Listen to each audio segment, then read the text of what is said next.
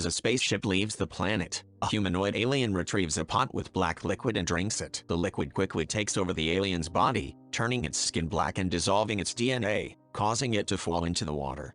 As its body dissolves, its DNA is taken away by the waves. Researchers led by Elizabeth and Charlie in 2089 discover paintings in a cave in Scotland that are at least 35,000 years old. The paintings they have found all over the world come from cultures that could not have shared the same information. 2 years later, the spaceship Prometheus leaves Earth. The whole crew is in deep sleep, and the one taking care of everything is David, a robot. In his free time, he learns more about humans, like playing games, watching movies, coloring his hair, and learning ancient books. He also likes to watch crew member dreams. For example, when Elizabeth was a little girl and watched an African tribe bury one of their family members, her father had to explain to her that each culture had different beliefs about death. The ship reaches its destination after 2 years of traveling, and David wakes the mercenaries and scientists' crew. It takes everyone some time to recover from the side effects and to get some food on their empty stomachs, although Captain Yannick also puts up a Christmas tree. Meredith, who oversees everyone doing their jobs properly, thinks this is dumb. Meredith plays a holographic recording of Peter, the CEO of Weyland Corporation, which funds this expedition. David is the closest thing to his son he will never have, since he will be dead when they watch this. Peter has always wondered where we come from and what happens after death, which is why he funded this expedition with Elizabeth and Charlie. Taking over the floor, the scientists outlined the paintings they found around the world and showed a star map that could take them to a planet with a sun that could sustain life. According to Elizabeth, this map was left by aliens called engineers who created humankind, but the rest of the crew is skeptical. Elizabeth explains everything to the crew members and they all started discussing for any idea, but some members started laughing as if it's as useless. Moments later, Meredith calls the scientist to come to her private quarters, where she has her expensive medical pot and life support. Meredith explains that she doesn't believe those cave drawings meant anything and she's doing this for Peter. If a scientist finds life, they're restricted from making contact with anyone, which makes the scientist think why they even came then. David spent the last 2 years understanding dozens of ancient books and is sure he can communicate with the engineers. The crew decides it is time to land and the ship goes through the sky, detecting no radio signals or heat sources, which should mean there's no civilization and people down there. However, Charlie notices some curvy lines on the ground that couldn't have happened naturally, and the ship lands on the ground. The crew gets ready to go on the surface and David wears a suit even if he doesn't need it. The group takes a bunch of vehicles to go near a dome-like structure, though geologist Fifield can't tell if it's natural or not, but he's sure it's hollow. Fifield sends 2 special drones that map the whole area, allowing them to find their way through a series of caves. When they go deeper, they find a source of water that is evaporated by the sunlight, and the C02 levels are acceptable. While outside it's completely poisonous, it seems inside here it's breathable. Charlie assumes these aliens had been terraforming and takes the risk of removing his helmet, confirming it's completely fine. Then everyone removes their helmets to keep exploring the area, and David finds a wall with various symbols on it, which he activates thanks to his language knowledge. This causes a sudden hologram of running figures to appear through the corridors, and the crew follows them until they find the body of an alien lying next to the door that killed it. Fifield can tell things are getting dangerous and a geologist won't be needed, so he and biologist Milburn decide to go back to the spaceship. While the scientist inspects the dead body, David manages to open the door, and they find the alien's head on the other side in a non-movable state. The rest of the crew finds more bodies, indicating the species is extinct. This room has worms in it, showing life is possible here, but also an iron statue of a humanoid head, carving on the ceiling, and a bunch of stone cylinders-type structures. David notices the cylinders are sweating and soon one of them begins to expel a black substance. Elizabeth doesn't notice because she's looking at the carvings, which have started to change their place. She thinks they've affected the atmosphere in the room and they need to leave, so she and Charlie begin to pack the head to take away while David steals one of the cylinders as he concludes that the cave is a tomb. At that moment, Yannick discovers there's a dangerous storm coming and calls the scientists to tell them. Meredith gives them 15 minutes to make it back before she closes the ramp of the ship. The crew runs out of the cave and drives the vehicle as fast as possible, making it back to the ship just in time. However, the alien head falls from Elizabeth's vehicle in the process and Elizabeth goes back to pick it up, causing the storm to hit her in the face and enter the ship. Charlie tries to save her by driving the vehicle through the wind, but he ends up getting stuck as well, and in the end, they must be pulled away by David with a set of ropes. Afterward, the crew begins working on decontaminating their bodies from external virus in the hangar, only to discover Milburn and Fifield haven't come back yet. It turns out the 2 scientists are lost inside the cave. Yannick manages to call them to explain they can't pick them up because of the storm, meaning they'll need to wait until morning. Meanwhile, the team sterilizes the head and a quick scan reveals it's not an exoskeleton, it's a helmet. When they open it, they find a humanoid alien head inside with new cells changing on its forehead, so they decide to put a stem line into his brain to make it think it's alive. The trick works and the face starts moving, but things get wrong suddenly and the overstimulation ends up making it explode. Elizabeth looks closer at the sample she took from the head and is astonished to discover that its DNA matches a person's.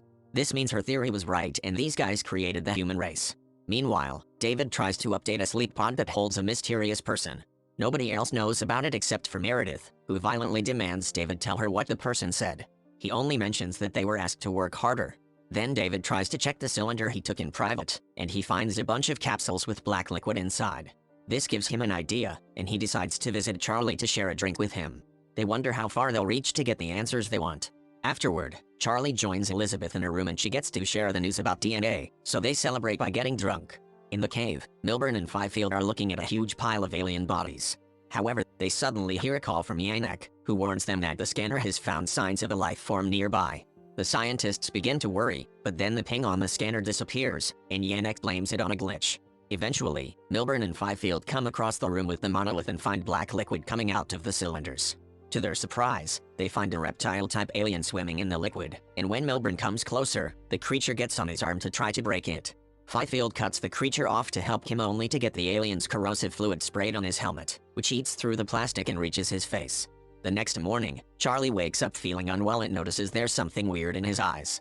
Yannick calls everyone to inform them the storm's gone, but he can't make contact with the scientists, so they'll go looking for them. His men couldn't find the glitch on the scan either, thus David promises he'll find the probe and fix it.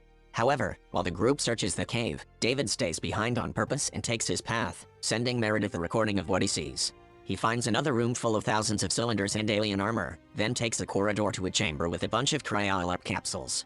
David cuts Meredith off before activating a machine in the center of the room that shows him holograms of the engineers looking at a star map that includes Earth. When the show is over, David notices one of the cryolab capsules is glowing because it still has a live engineer inside. Meanwhile, Charlie keeps tripping during their search and Elizabeth notices he's sick, but he keeps going anyway.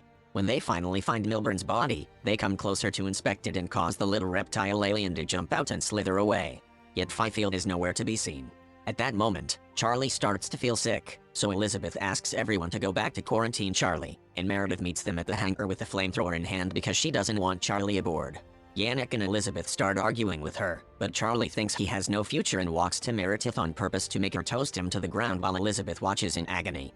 Moments later, the crew is quarantined and David runs tests on Elizabeth to check Charlie didn't infect her. To their surprise, the scan shows her to be 3 months pregnant, which is impossible because 3 months ago she had been under cryolab. The fetus has a creepy weird shape as well and Elizabeth wants it out, but David points out they don't have the means or personnel to perform such surgery. Suddenly Elizabeth's abdomen begins hurting terribly, so David gives her some medicine to make her sleep. Some minutes later, a few crew members wake Elizabeth up to take her to a cryolab capsule until they can decide what to do with their fetus. Elizabeth refuses to keep this thing and fights everyone off before running away until she finds Meredith's medical pod. She asks for a cesarean, but for some reason, the pod is only calibrated for men and can't do it, so instead Elizabeth asks for the extraction of a foreign body. The machine accepts this and gives her some anesthetics, but they aren't strong enough and she still feels unbearable pain as a claw removes the strange fetus from her body. The fetus immediately pops and a creepy alien comes out of it, which begins shaking its tentacles to try to free itself. Elizabeth has to stand the attack while the machine closes her wound, but as soon as the stitches are done, she leaves the pod and locks the alien inside it, leaving it to be put to sleep by the anesthetics. In the meantime, Yannick notices something weird standing in front of the ship and one of the crew members goes to check. It turns out to be a mutated Fifield, who begins attacking all of the people in the hangar. A fierce fight begins among all the men, and since bullets don't do anything to Fifield, they end up using the flamethrower to kill him. Elizabeth wanders around the ship until she makes it to the infirmary to ask for medicine, and there she's surprised to discover Peter is still alive. He was the guy in the extra cryolab David had been talking to and the medical pod had been for him. Peter wants to meet his maker directly and demand answers, so David will take him to the engineer he found in the cave. Elizabeth tries to explain this planet is dangerous and not what they thought, but her warnings are ignored. Unwilling to give up, Elizabeth pushes through her pain and suits up to go back into the cave. Yannick finds her and points out this can't be the engineer's home planet. The cave is probably some military installation where they were making that black liquid as a weapon of mass destruction that leaked and killed them.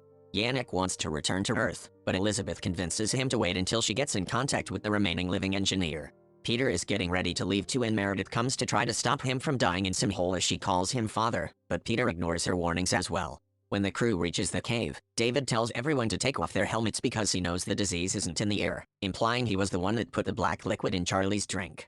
The crew reaches the new room with the thousands of cylinders, and David calls it a cargo hold. This new scan angle makes Yannick and Meredith realize this isn't a cave, it's a spaceship.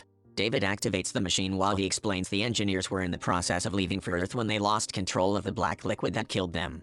The last engineer is woken up, and Elizabeth tries to ask some questions, but Peter makes one of his mercenaries shut her up with a hit before he begins asking philosophical questions of his own. David translates into Proto-Indo-European, but the engineer reacts by taking David's head and using it to kill Peter. Then he pushes Elizabeth away to kill the mercenaries that are wasting bullets on him. Back on the ship, Meredith sees Peter's death through David's eyes and orders Yannick to get things ready to leave the planet. Elizabeth runs away as the engineer activates its ship to fly to Earth as well.